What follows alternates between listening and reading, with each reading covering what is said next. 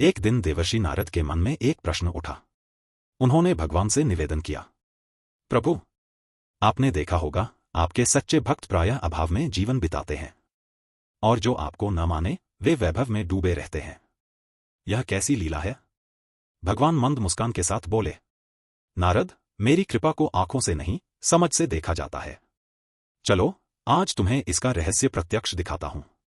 इतना कहकर भगवान साधुवेश धारण कर नारद के साथ पृथ्वी पर उतरे। वे एक अत्यंत धनवान सेठ के घर पहुंचे। भगवान ने द्वार खटखटाकर कहा, वत्स, कई दिनों से भूखे हैं, यदि थोड़ा सा अन्न मिल जाए तो कृपा होगी। सेठ बाहर आया, साधुओं को देखकर नाक भौं सिकोड़ ली। कर्कश स्वर में बोला, यह कोई धर्मशाला है क्या? काम धंधा छोड़कर भीख मांगते फिरते हो?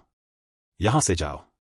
नारद क्रोधित होकर बोले, प्रभु, यह व्यक्ति न आपको पहचानता है न आदर करता है, इसे अभी दंड दीजिए। भगवान ने शांति से कहा, नारद, देखो मेरी लीला। और सेठ को आशीर्वाद दिया, तेरा धन और बढ़े, तेरी तिजोरियां कभी खाली न हो। नारद स्तब्ध रह गए। फिर वे एक टूटी सी झोपड़ी के सामने रुके। अंदर एक वृद्धा रहती थी। संपत्ति के नाम पर बस एक गाय और प्रभु का नाम। भगवान ने जैसे ही भिक्षा मांगी, बुढ़िया मैया आनंद से भरकर बाहर आई। साधुओं को आसन दिया और गाय का दूध लाकर बोली, प्रभु, मेरे पास यही है, इसे ही चरणामृत समझकर स्वीकार करें।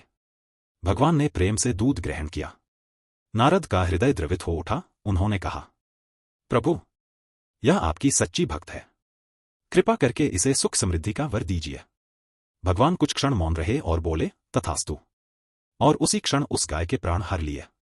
नारद व्याकुल हो उठे, प्रभु, यह कैसी न्यायलीला है? सेठ को धन और इस भक्त को वियोग।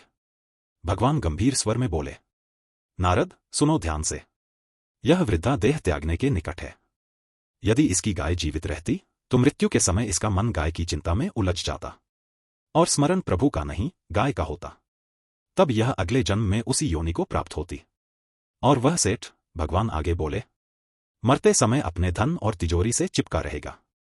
उसका मन वहीं अटका रहेगा और वही उसे अगले जन्म में तिजोरी के नीचे रहने वाला सर्प बना देगा।